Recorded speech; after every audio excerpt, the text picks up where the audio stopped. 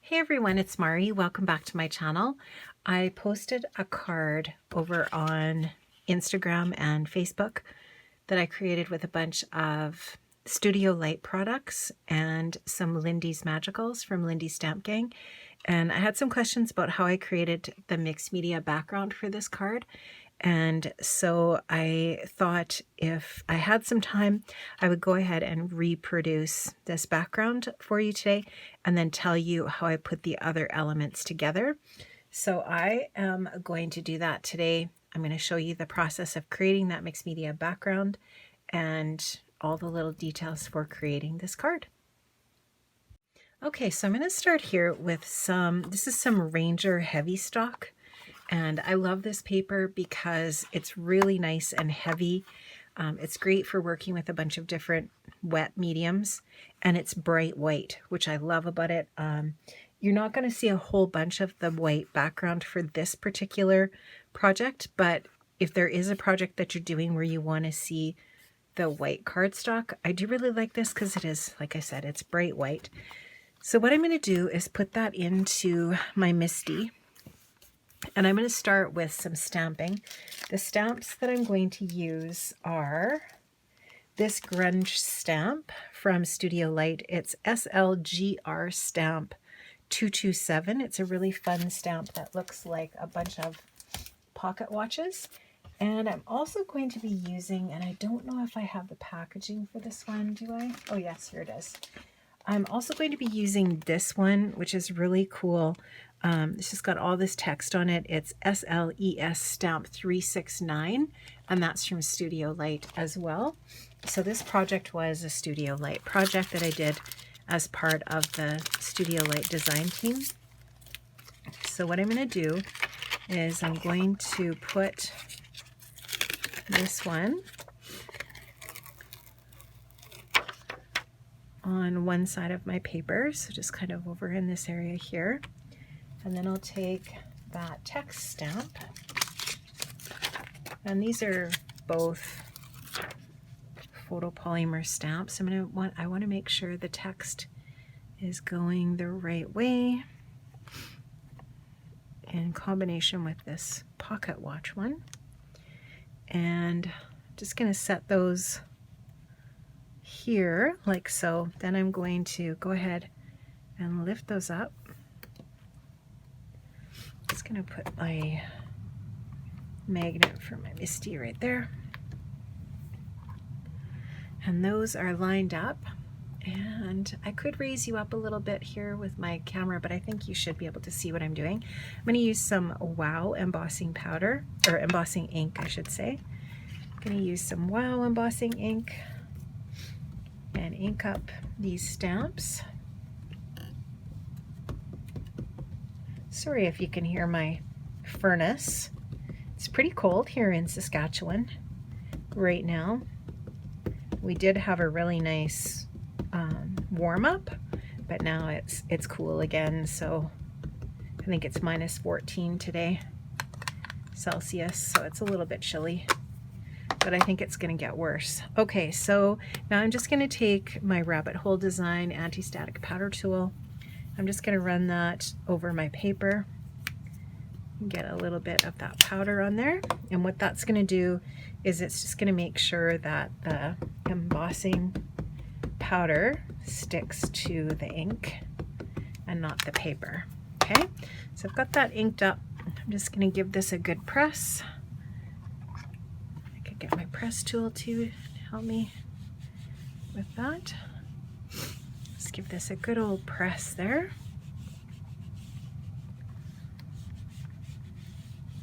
You know, I'm looking forward to winter being over, but equally as much I'm looking forward to cold and flu season being over.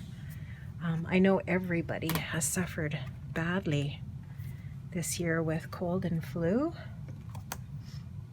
It's been really crazy. Okay, so it looks like we've got fairly good coverage with that ink. I'm not going to stamp twice. I could.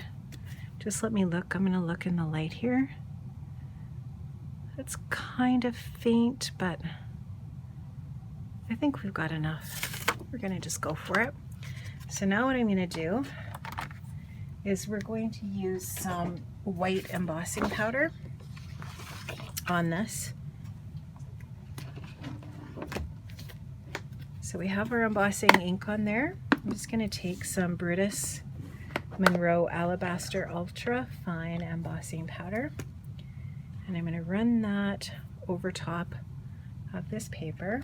You could probably get some more of this embossing powder soon.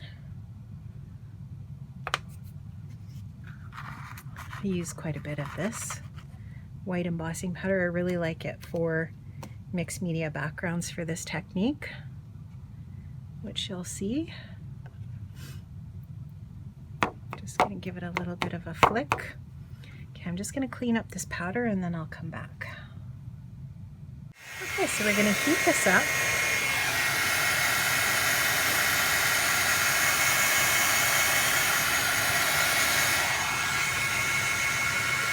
In the center and down here on the edge. And I think that's it. I think it's nice and melted. Now what I'm going to do is I'm going to get some paper towel. And I'm going to just put some paper towel down on my desk.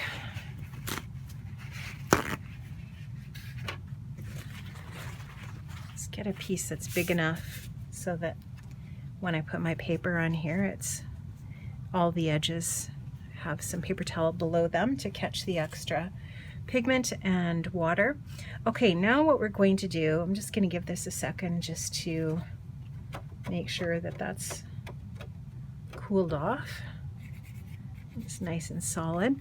Okay, so now what I'm going to do is I'm going to take my water spritzer and I have my Lindy's Stamp Gang Magical Colors chosen.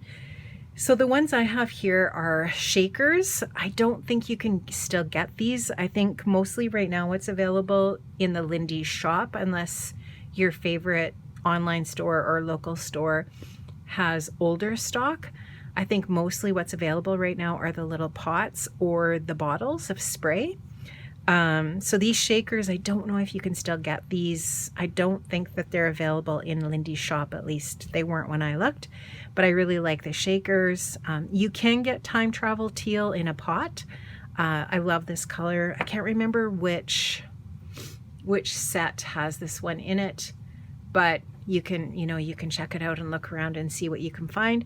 This one is Grab a Guy Gold. I also have California Poppy Gold, and I have Cowabunga Copper. Okay, and I think those are the colors that I used for my original one. If there's another color that I feel like I'm missing, I'll just stop the camera and grab something else. Okay, so what I'm gonna do is I'm gonna start just by spritzing my paper, and I'm gonna grab some Time Travel Teal. I'm going to flip this over to, there's two sides. There's an open side and then just a sprinkle side. So I'm going to open up the sprinkle side and I'm going to put some of the pigment on there where I've sprayed the water. And I'm going to spray a little bit more water on here like so. And you're going to start to see that pigment move around. And I'm going to grab a brush, and I have a little container of water here on my desk as well. And I'm just going to help this move around a little bit, and you can see that embossing come alive in the background. And I'm okay with a little bit of white space on the edges. I don't mind if that just kind of like organically happens on the edges and there's a little bit of white. That's kind of fun, I think. And so I'm just going to let that do its thing, and then I'm going to go down below that and we're going to add a little bit of the, I'm going to grab a little bit of the, is this the Grab a Guy Gold? Yep. So I'm going to grab some of that and I'm going to open it to the shaker side. One thing that I will say as I'm working through this process is, for those of you who've made a mixed media background before, you will attest to this. You cannot always recreate a background exactly as you made it the first time. So I will say that this background may not turn out exactly as it did when I made my card earlier today, but it'll be similar for sure. It'll definitely be along the same idea. Just going to turn my phone off. And there, we just got some nice movement of color going on here. And you can wait for this to dry a little bit. You can wait for it to dry back just a touch, or you can keep going. It doesn't really matter. You can dry it a little bit with your heat gun if you want. That's all good too. And over in this area here, we're going to add a little bit of that Cowabunga copper, which is a really pretty color. Super pretty.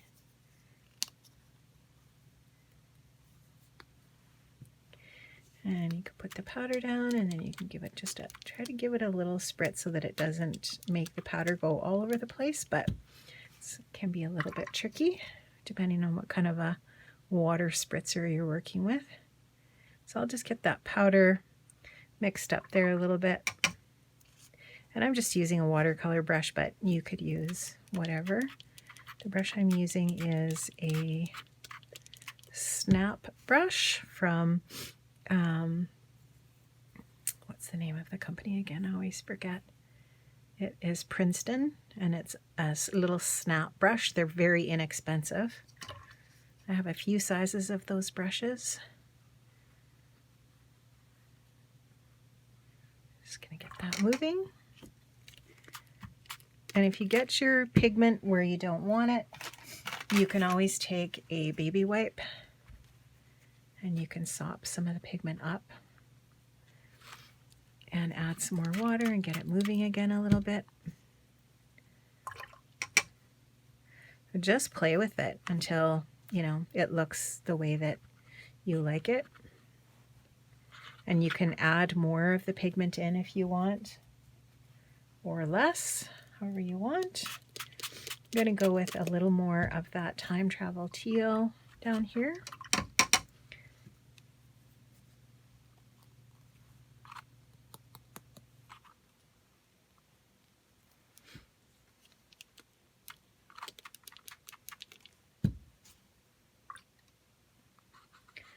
That's a bit of a messy process, there's no doubt about it, but it is very fun.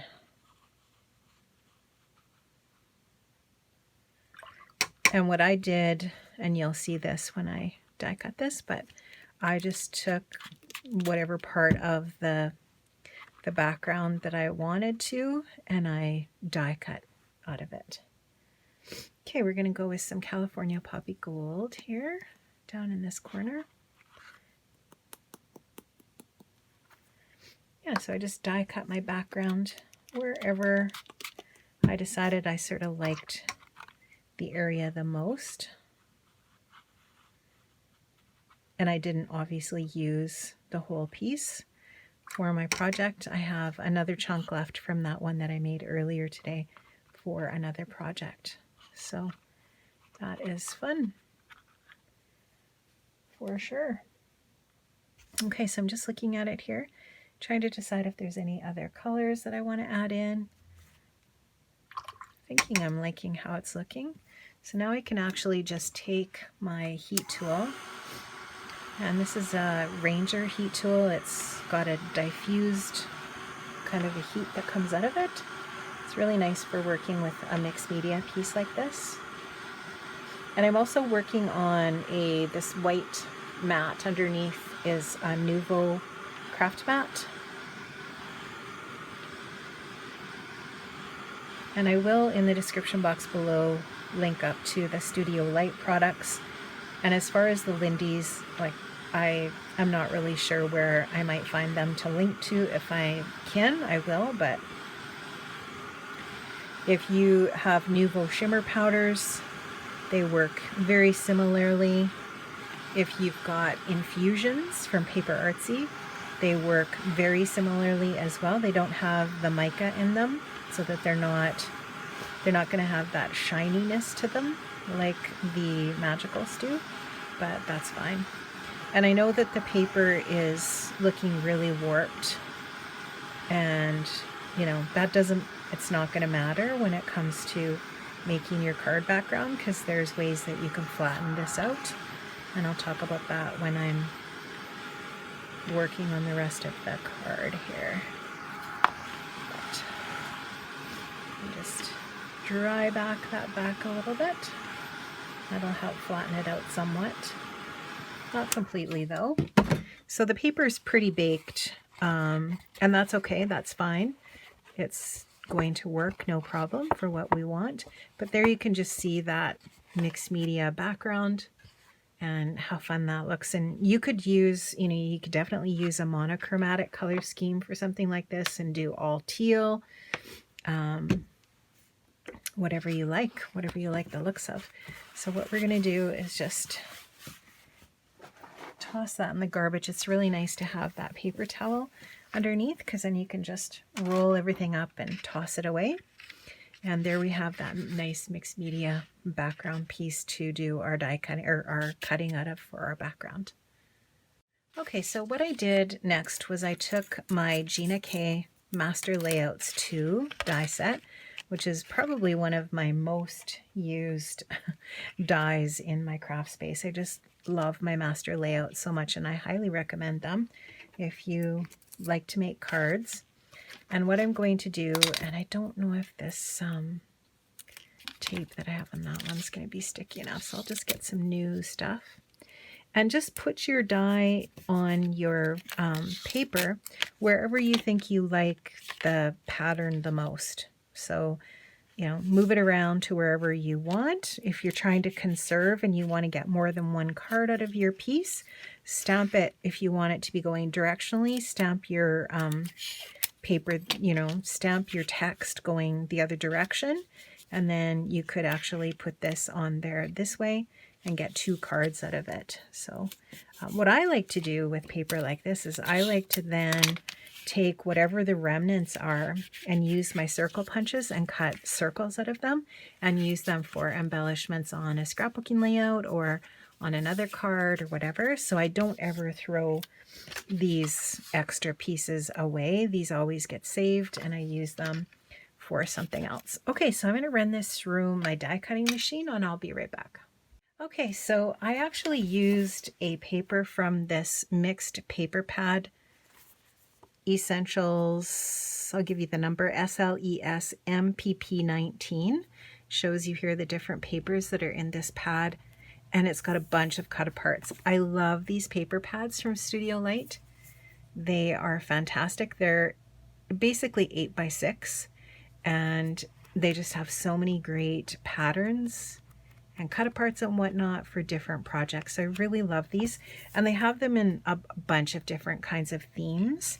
What I did with this was I used it as a mat. So I used the Master Layouts 2 mat die that coordinates with this stitched die to create the mat.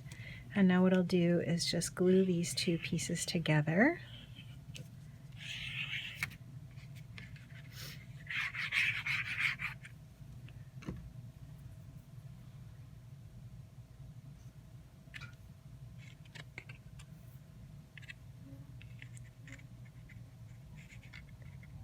A little bit tricky because it's a little curled, but we can make it work. So we get it on there as straight as possible. And once it's on there, you can just give it a good press. And you could even turn it over and press on the back of that brown paper too. Once you've got it in the right spot. Just really press that down well. And then what I did with mine is I actually added some white splatter to it. If you follow me, you know that I really love my white splatter. And I like to use Dina Wakley Gloss Spray for my white splatter, just because it works really well. Just usually shake it a little bit, pour a tiny little bit out onto my surface. I do like to wipe the lid off before I screw that back on so that it doesn't get uber stuck together, because it's basically acrylic paint in a bottle. And then I just pick up a brush and I add some splatters to the background. And if you want, you can wait for this stage until you've got all the stuff on the front. I might show you both here, but I wasn't really sure if I would take the time to fussy cut all the pieces out, but I'll show you what I did for that. So I'm just going to set this aside, and then you'll see on the front of the card there's a bunch of fussy cut pieces here. So those came from a couple of different paper pads. That is from this one. So this is SLESMPP21. And in this paper pad, we have just some really great cut aparts. So what I did was I cut out, I love the colors that are in this one. Super cute. I fussy cut out this wreath here, and I cut out this butterfly, and I also cut out this flower. So 3 pieces from this paper, this partial wreath, the butterfly, and this flower. And those pieces, so here's the wreath with the open area there. Then there's the little flower underneath and the little butterfly on top. And I adhered them all with foam adhesive. I layered another piece underneath. I'm trying to remember where that came from. It might have been this one here. Is this the one that has the suitcases? Nope. Maybe this one. I think it's this one actually.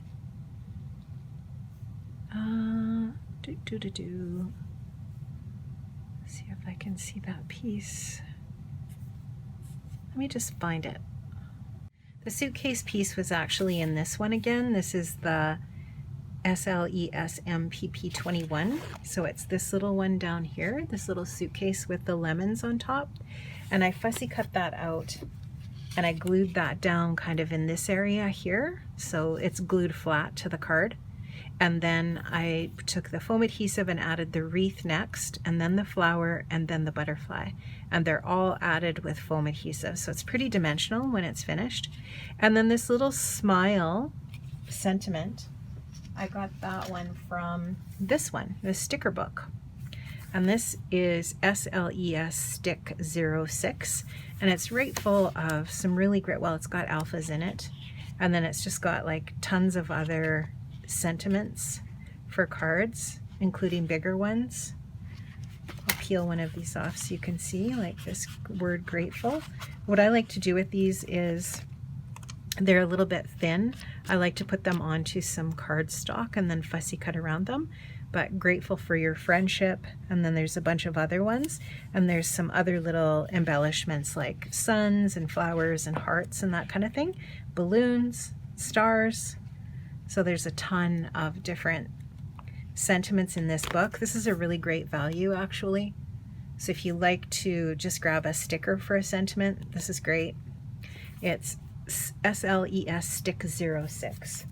So that's basically it for how I created this. Once I had those all added on, I did splatter this again with the white Dina Wakley gloss spray. And of course this is adhered to a white card base. And how I did that was I added foam adhesive to the back, and that foam adhesive flattens it out.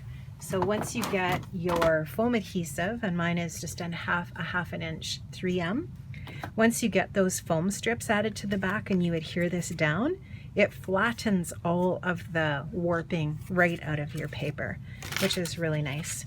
And then you just end up with that really pretty little card. And I really enjoyed making this. It was super easy to make. It didn't take long, as you can see. And the Lindy's Magicals are a lot of fun, as are the products from Studio Light. So friends, I hope you enjoyed that. I just wanted to hop on here quick and share that little process with you using the Lindy's Stamp Gang Magicals and some Studio Light products. So have a great day, and I'll see you soon. Bye-bye.